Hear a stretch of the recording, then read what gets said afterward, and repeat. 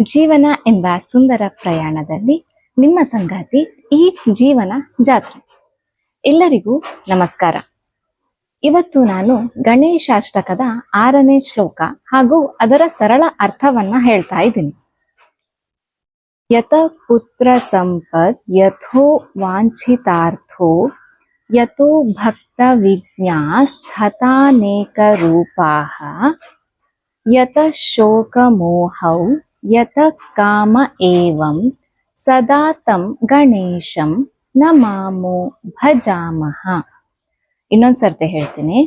ಯತ ಪುತ್ರ ಸಂಪದ್ ಯಥೋ ವಾಂಛಿತಾರ್ಥೋ ಯಥೋ ಭಕ್ತ ವಿಜ್ಞಾಸ್ತಥಾನೇಕ ರೂಪಾಃ ಯತ ಶೋಕ ಮೋಹೌ ಯತ ಕಾಮ ಏವಂ ಸದಾ ತಂ ಗಣೇಶಂ ನಮಾಮೋ ಭಜಾಮಹ. ಈಗ ಅರ್ಥ ಹೇಳ್ತಾ ಇದ್ದೀನಿ.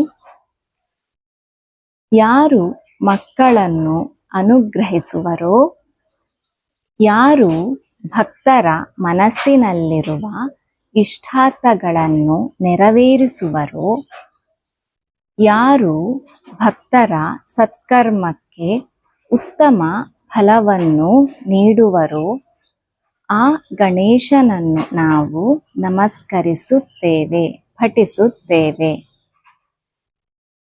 ಧನ್ಯವಾದಗಳು. ಸಬ್ಸ್ಕ್ರೈಬ್ ಮಾಡಿ. ಇದು ಕೇವಲ ಚಾನಲ್ ಅಲ್ಲ, ಇದು ನಿಮ್ಮ ಜೀವನ ಜಾತ್ರೆ. ಸರ್ವೇ ಜನ ಸುಖಿನೋ ಭವಂತು.